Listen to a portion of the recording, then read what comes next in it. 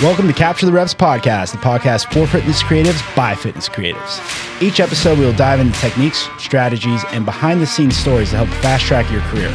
Whether you're behind the camera or in front of it, this is the space to grow, create, and connect. Hit it, Sam.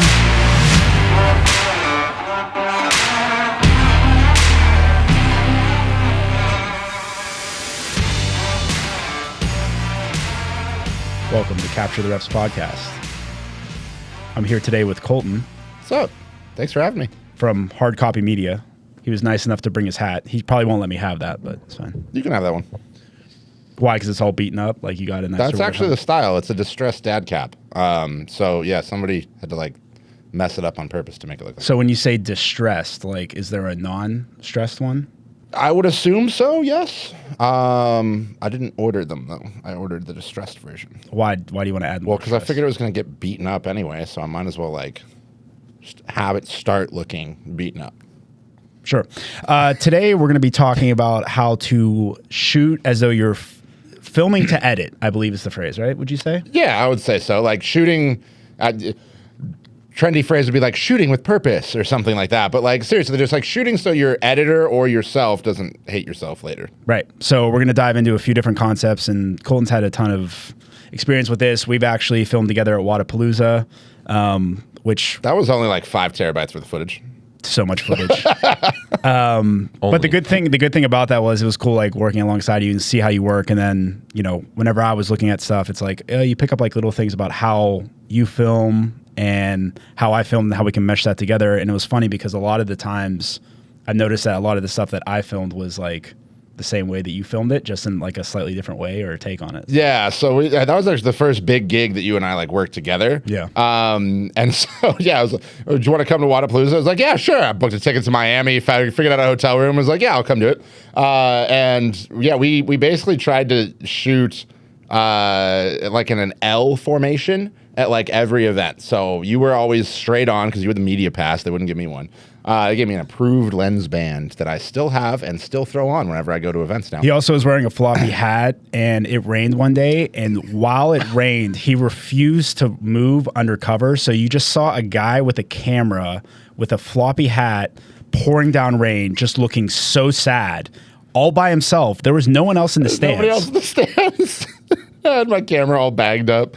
So one of the best I'll visuals. Get you that photo. Yeah, we have a photo of that. I gotta hunt that photo down. If I find it, I'll throw it in here. Several photos of me just drenched. But no, so we shot everything in an L kind of formation, and it was great when we review the footage at the end of the day. You and I did pick up on a lot of the same kind of story beats for each event. Mm-hmm. You know, getting the lane assignment because we were shooting specific athletes. It wasn't like we were just doing general coverage. We would shoot, you know, the event signage and like the workouts on the LED board, the lane numbers, any, you know, implements that were out beforehand.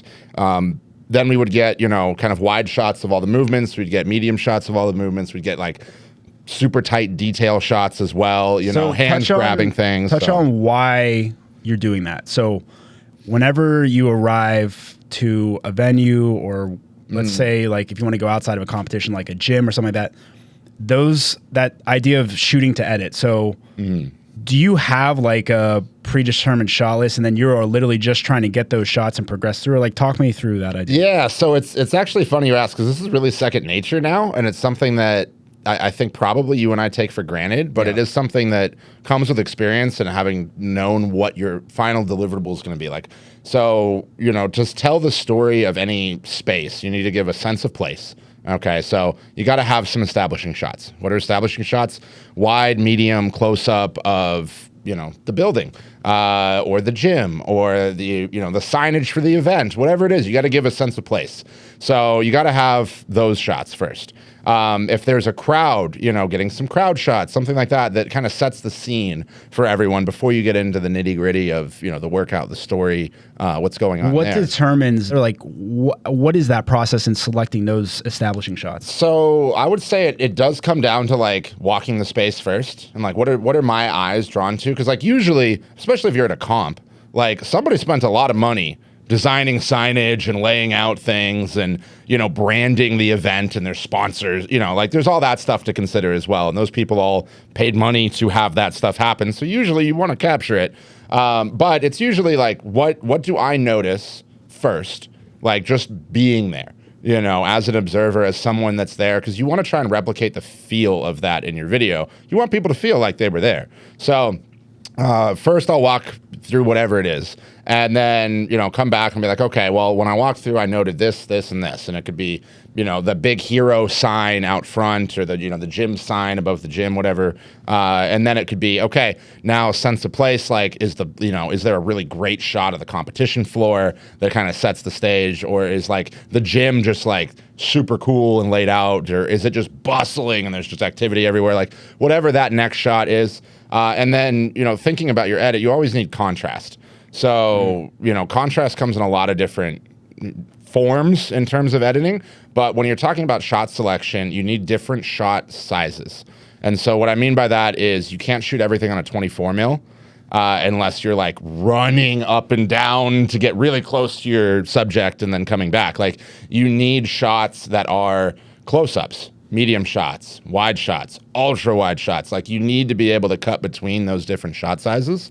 Otherwise, everything is going to feel the same in your edit. So for that quick turnaround time, you're thinking to yourself, all right, I walk through, I've identified what is important, whether it's like sights, sounds, things like that. And then you go in and whenever you film, are you like, one clip, let's do a tight, let's do a medium, let's do like a long range. Like what are the ways that you're doing those things in order to not overwhelm yourself whenever you have a quick turnaround? So let's use the sign and like the competition floor as an example. Okay. All right.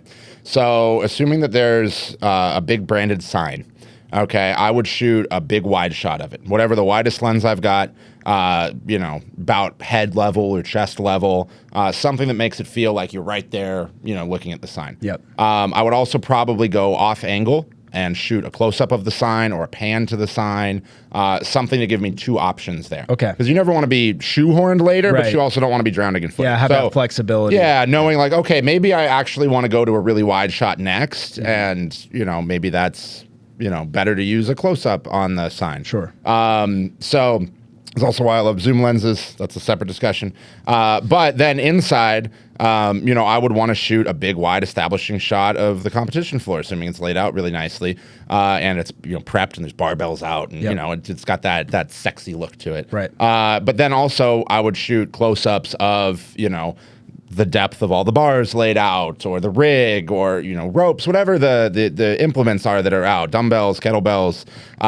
You want those kind of texture shots. And this is just purely shot size. I'm talking about like composition, but, you know, you always want like some depth. You want to, you know, think about how you're composing different shots as well. But like in general, I would make sure I get at least 2 different shot sizes of everything I'm shooting, so that way later I have at least more than one option to show it. And then you can always, you know, crop things, reposition things. You can do generative expands now and reframe stuff crazy. But like, you know, just fast turnaround. You probably don't have a ton of time to fiddle around in Photoshop too much.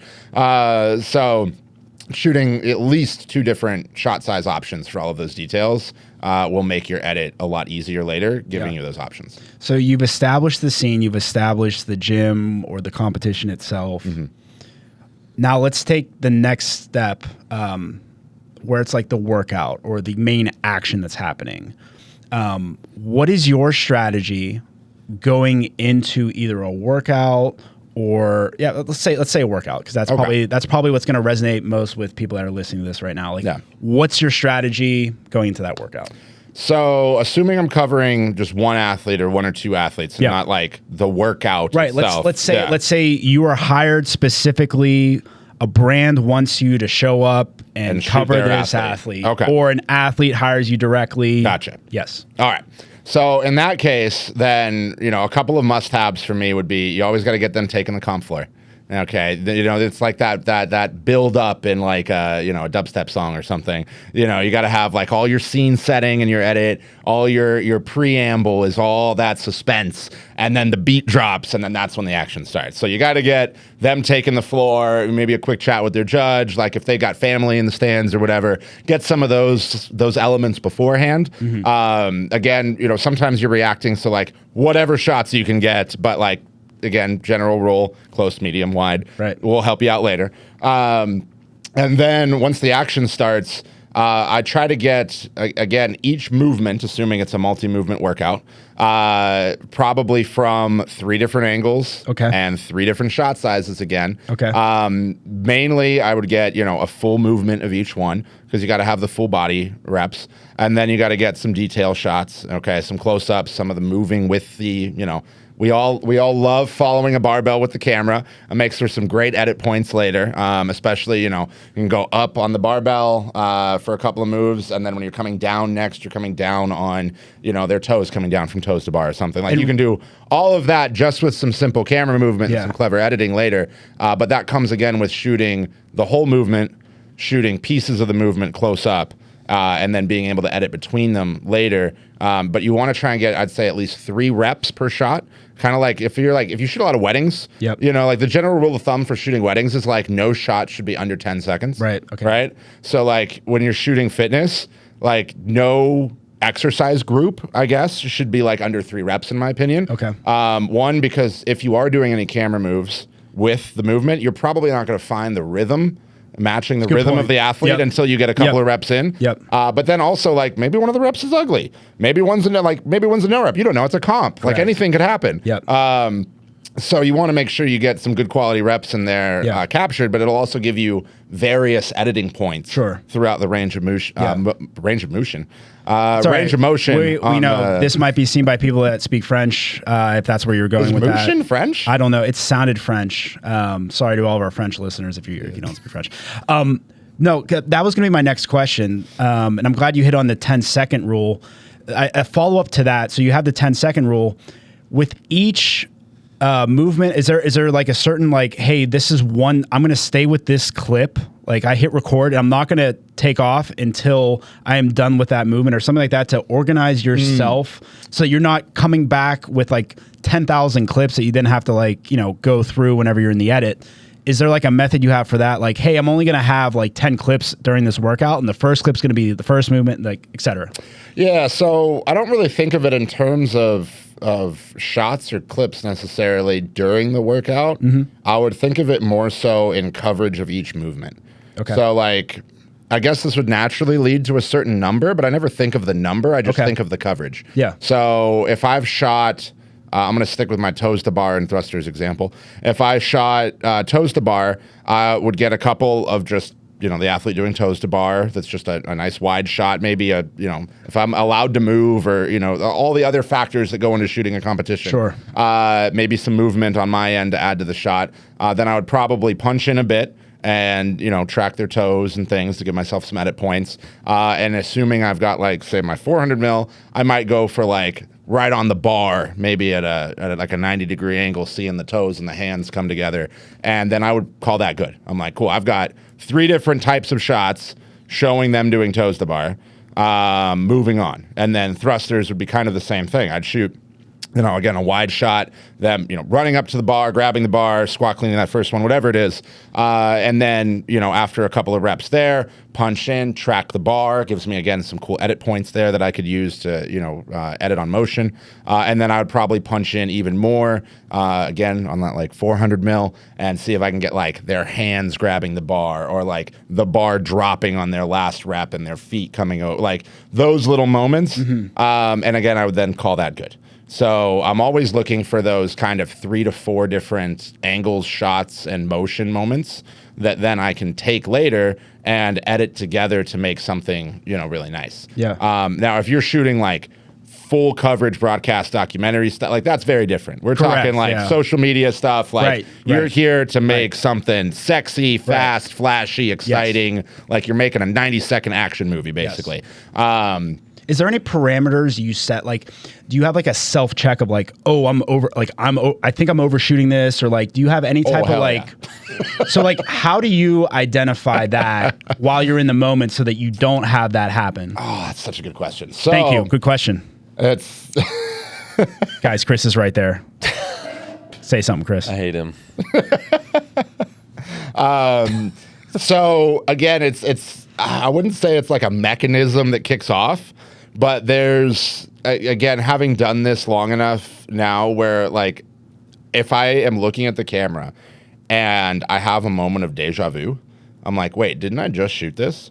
I'll be like, damn, I think I've overshot this. Like, it happens a lot with events. It happens a lot with fitness. Like you want to keep working because excited. like you're excited. You're it's exciting. Yeah. But like when you line up a shot and you're like, oh man, I just shot this shot. And assuming it's the same athlete, like, you know, it's like, yeah, you can, you know, shoot similar coverage across multiple people, sure. But like if it's still the same event, the same athlete, and you line up the shot and you're like, oh, that looks good. Oh, wait.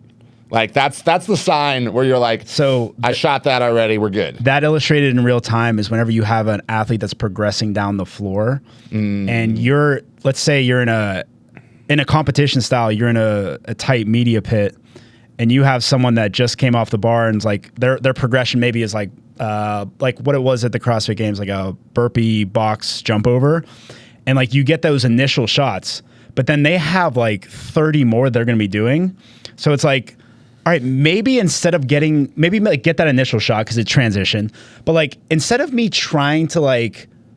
filming the next 27 reps where they're just progressing to a closer box, why don't I just wait until they're like at a really close box where I'm going to have an awesome visual with a great background and they're going to be like the main center point, the hero of the image, and be more patient about it instead of like you said, over filming, overdoing all that stuff in the middle round. Especially with like a burpee box jump over, because like there's only so much you can do with a burpee box jump over. It's not the most exciting movement in the world.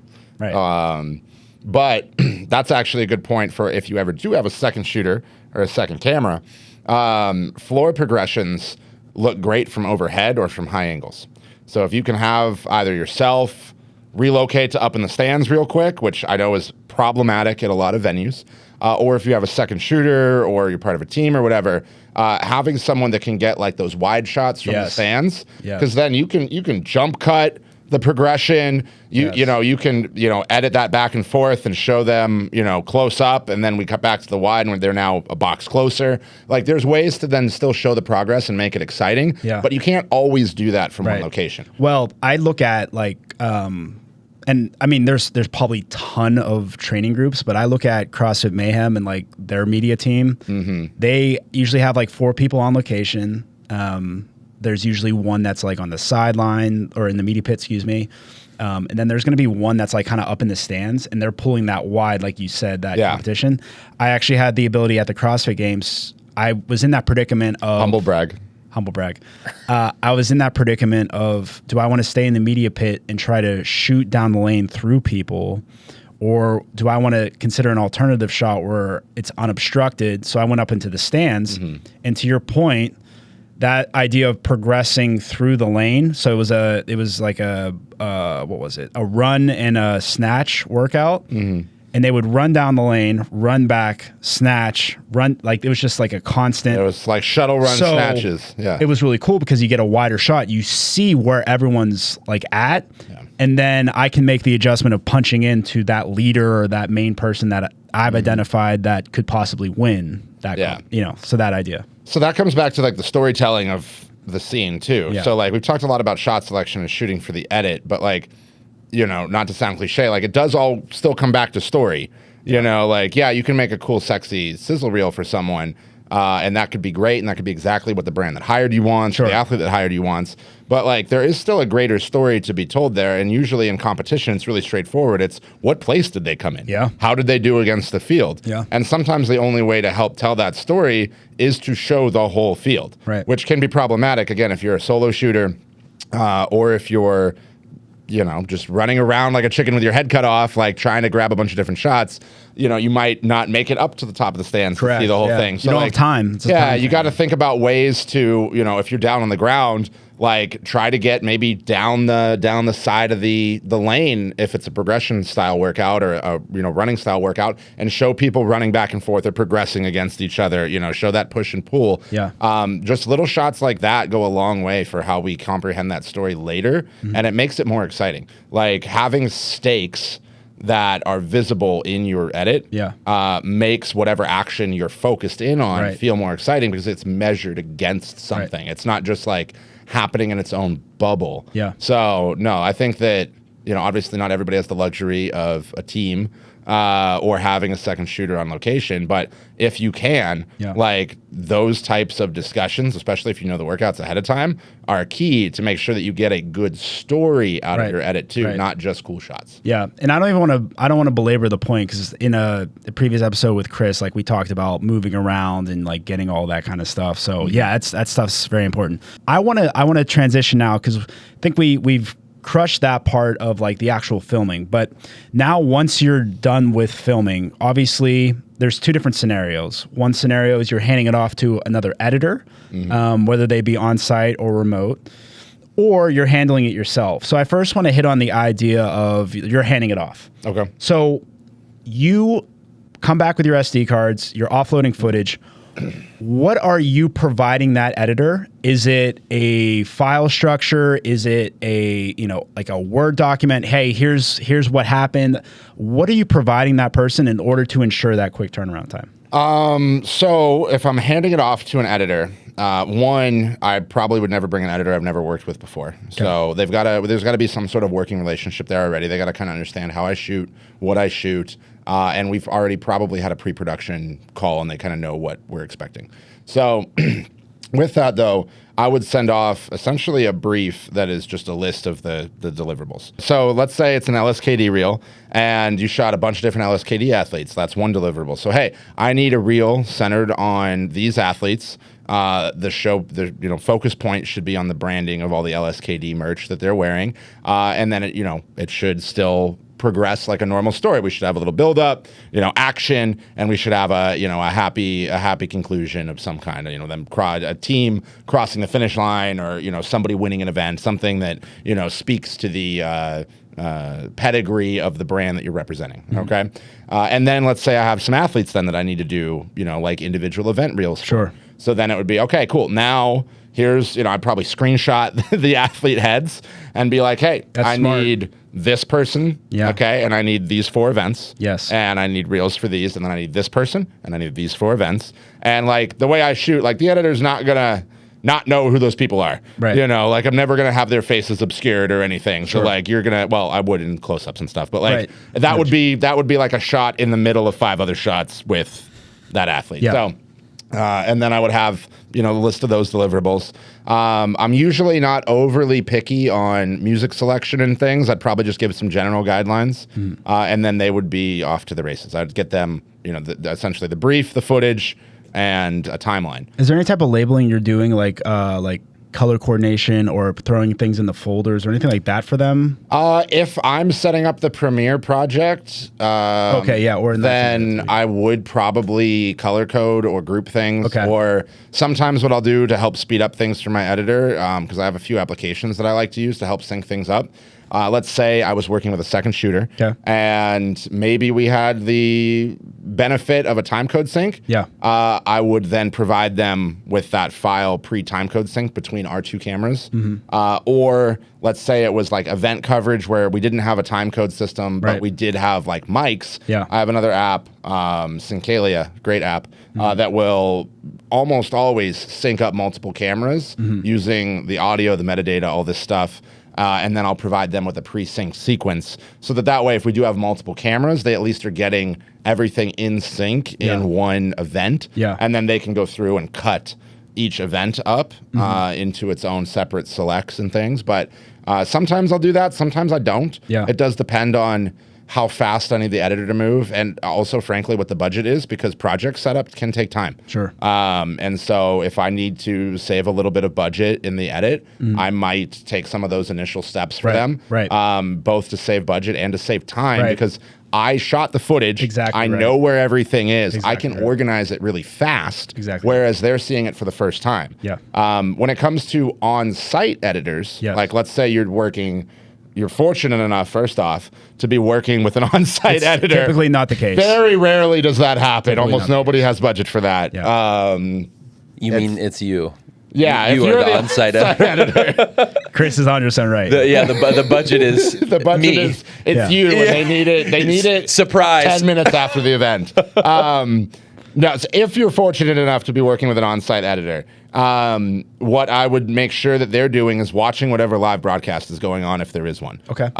Or they're positioned somewhere in the arena where they can see the event. Yeah. So that, because I'm assuming we're working with people that are, familiar with the sport, but even if they're not, even if they're just a phenomenal editor and you brought them on for this project, like they should understand the flow of things. Correct, yeah. So having the live broadcast on or watching the event in whole, regardless of your footage, I think helps a lot. Yeah. And then making sure that they've got really disciplined DIT practices, so you're not accidentally dumping a card or formatting a card or anything like that.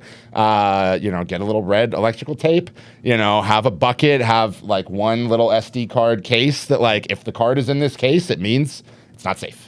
Don't erase it. Like make sure your media practices are good. I want to backtrack a little bit. So that idea of having the on-site, off-site editor, but now let's talk about like filming content for like a gym or a brand. So not a competition style, but what do you do in that scenario? I mean, I'm sure it's a lot of the same concepts, but if there's anything different that you do in that scenario. Competitions are much more flashy and event focused. Like it's more of a moment in time and less of a continual story and a continual relationship. Yeah. So whenever you're working for a brand or a gym and you're outside of a competition setting, you've got to focus on the relationship between the clientele, or the customer, and either the gym owner or the brand. So that's where I think really storytelling comes more to the center. Like you can't just do flashy stuff. Like you've got to have more narrative in there. Right. You've got to show more of a lifestyle. You've got to show more of that relationship between the gym owner and the community that they've created, because that's what's going to attract new people. Yeah. It's what's going to make people that are already there go, oh yeah, no, I am part of something really special. Like, Right. oh, I do still identify with this tribe of crazy fit weirdos. Yeah.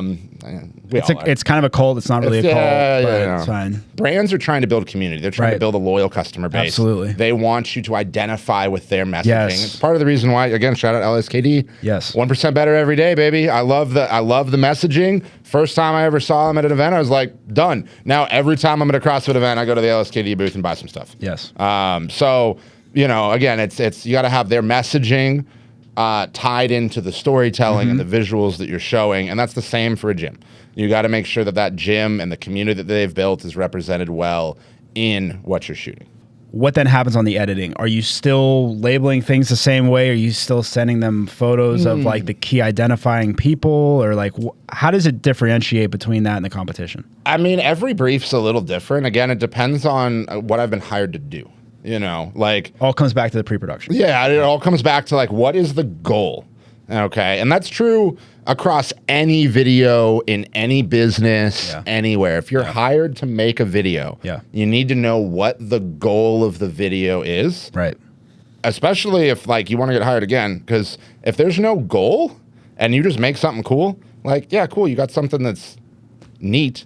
But if it didn't do anything for that business, the call to action. Yeah, they're not going to call you back. It's not like if it doesn't produce the results that they're assuming it's going to produce, right, you're not going to get a call back. You're not going to get hired again. You're not going to get good reviews. You're not going to get referrals. Like it all trickles down. So no matter what you're doing, fitness or otherwise, during your pre-pro, like figure out what the goal of the project is. What is the goal? What is the target they are chasing? If it's a gym, maybe they want more members. Yep. Cool. You need maybe some social media content. You really need to highlight that community, people's body transformations, whatever it is that the gym is really wanting to elevate and show that they're known for. Maybe it's this gym just breeds competitors. Right. People are going to, the games out of this gym. Like, cool, then that's the story. We got to tell that story, and we got to put that in front of people that want to be competitors. Right. Like, you have to have the goal in mind, right, and then that would dictate what the brief is and what the edit is. And then as far as organization, again, it comes down to time and budget. Involves how much I'm doing on behalf of my editor. Right. I joked earlier, I think before we were rolling, that I was a retired editor, and that's actually mostly true. I tend not to edit a lot of my own stuff these days out of habit, and I was out of choice. But also, I think that working with an editor, especially if you're a solo operator, learning to work with an editor will bring out the best in your work and will also change the way that you view your work, because they'll see things that you were just ingrained to not see because it's your own work. And so they're not emotional about it. Yeah. They're not like you're emotional about this the shot was great. I want this shot in the edit, but that shot was actually kind of ass. Yeah. And there's another shot that's better. But you have a fond memory, like you hung out the side of the fence or something to get it. So working with an editor will weed that stuff out, and you'll really get the best of what you shot. Right. And then when you watch it back and you see what they did with it, then you learn through that process as well. And you're like, yes, editing your own stuff can be a huge learning experience. I edited my own stuff for a decade plus. Okay, like it's Humble not brag. something you just jump into. Yeah, I've been doing this a long time. I'm old. But working with an editor at the right time really will elevate your work, because they will add a level of polish that you probably couldn't see. Right.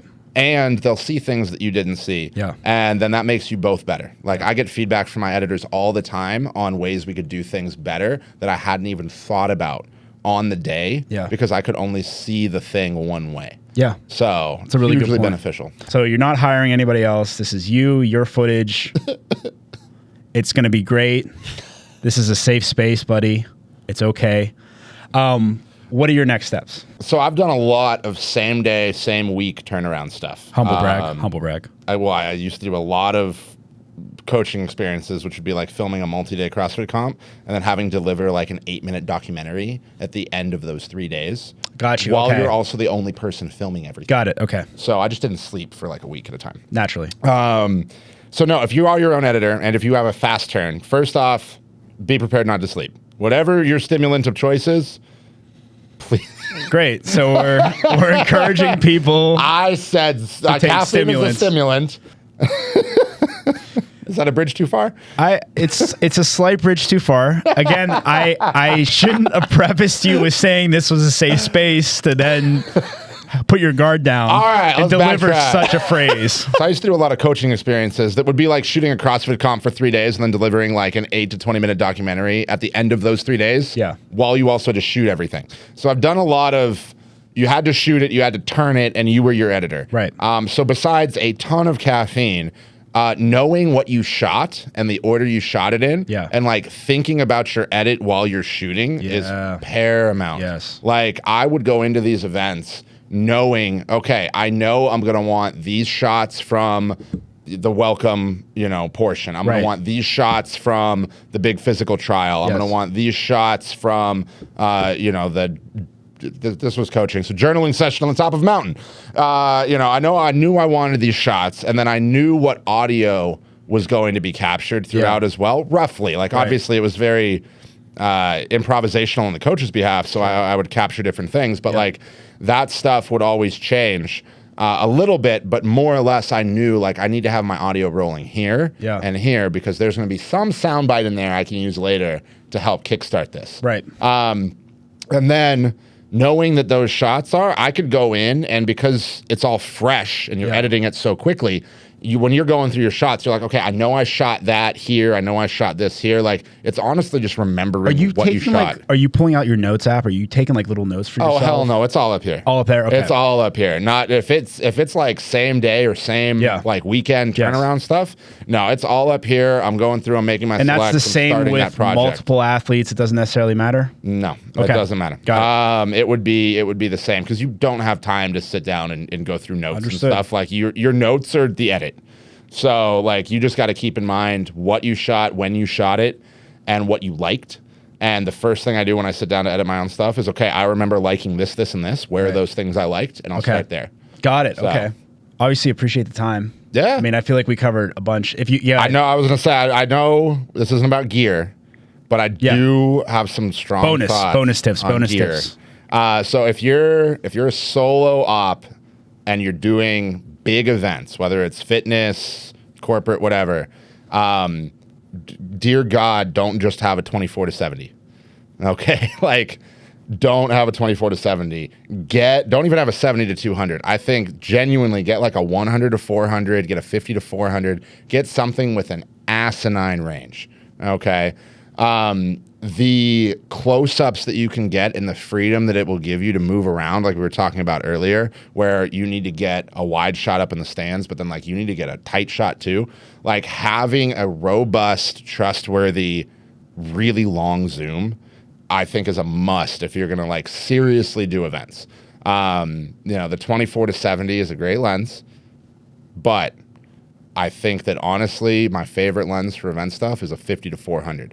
50 is just wide enough that usually you're good, and the 400 is like I can get tight shots that change the way people see things. Yeah. So that said, I know gear's expensive. I know it's a luxury.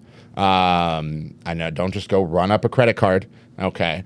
Not in this economy, but definitely think about how you cover things, the type of events you cover, and buy gear that makes sense for you to cover those events. Yeah. And if you're doing a lot of fitness stuff, if you've never shot with anything like, say, north of a 200 mil, like go rent one for your next event.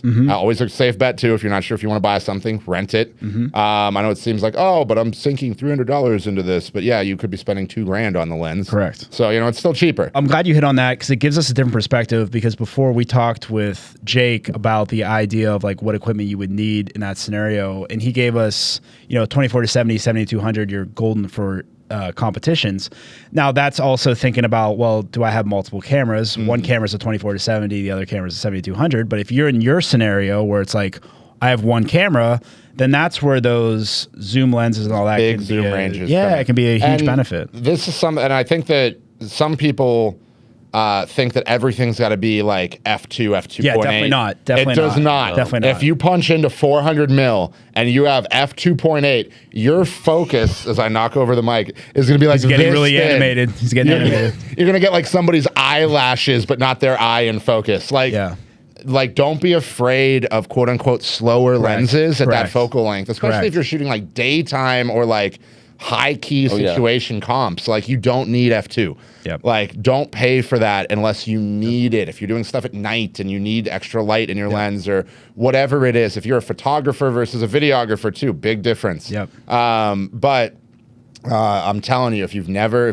played around north of 200 mils, like go for it at your next event, rent something like Chris did. Like you will punch that lens in and go to get like a detail shot and you'll be like, oh my God, I'm like 80 feet away.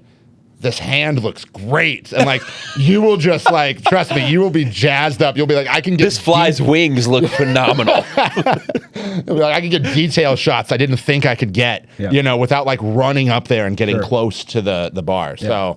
So no, definitely recommend getting a good quality, like monster zoom, if you plan on doing this long term.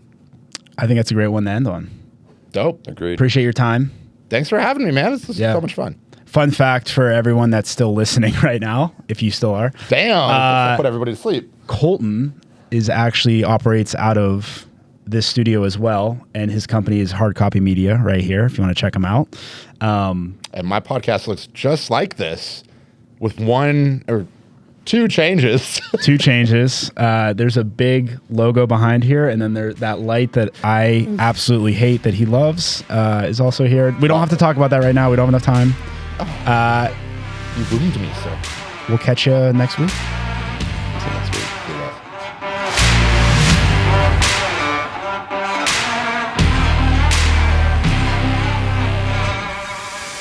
Well, that's a wrap on this episode. Thanks for tuning in to the Capture the Reps podcast. If you're a fitness creative and you found this episode helpful, please share this with a fellow creative and keep creating, keep learning, and keep capturing those reps. We'll see you next time.